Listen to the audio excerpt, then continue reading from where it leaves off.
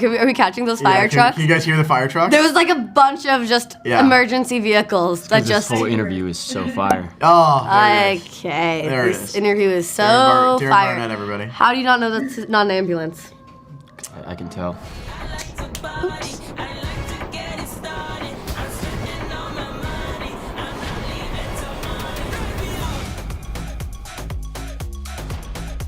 And I will say you bitches tomorrow. Devi, language. It's feminist to call a girl a bitch now. Season 4, he kind of falls on his face again. He thinks he's gonna go to college, it's gonna be easy. It's not. There's a bit of an ego death there, and he really finds something he's truly passionate about, which is helping people achieve something they thought they never could. For season 4, he's kind of deciding who he wants to be. He's trying to figure out the type of person that he wants to be in college. He's trying to find out like who he wants to surround himself with and the relationships and the way that he wants to go about connecting with people. And I think that he's sort of finding out that when he is vulnerable and he allows people to kind of peel back those layers, especially with Devi and even with Paxton a little bit in season 3, that's where he sort of finds out that that's sort of the sweet spot. That's what he should trust in terms of his actual personality. Season 4, in just one word, I would sum it up to be gratitude. She's learning how to be grateful of the people around her, the things she has, and the person she is to herself. I mean, it was absolutely fun. Nerve-wracking, just because dancing isn't my forte. I feel way more comfortable being the funny guy. I realize this about myself. Anytime I feel like I'm not gonna do a good job at something or a good performance or whatever, I just default to comedy because I know I can make people laugh and no one questions it and everyone's just like, but she was funny at least. Love her. So, nerve-wracking, but very fun.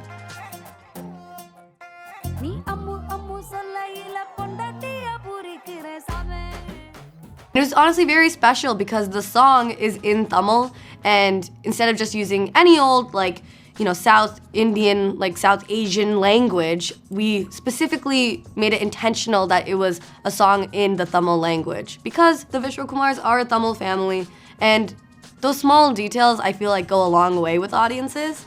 So I was very proud, and I think it looked dope. It did? I had everyone hyping me up on the side, so that definitely made me less nervous. I also just want to say, Maitreyi is an extremely humble person, and the thing is, she's talented in so many different areas. She's an insane singer, and she is actually quite a good dancer. She's being very humble, and Rich is fantastic as well, but they crushed it together. So it's not just going back to comedy. She can sing like nobody's business. There's a bunch of different talents over here. So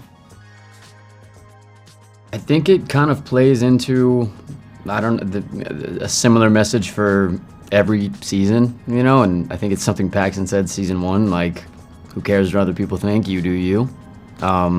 It's about finding, security in yourself, in your dreams, and what you want to do, and not letting people hold you back, being comfortable in your own skin.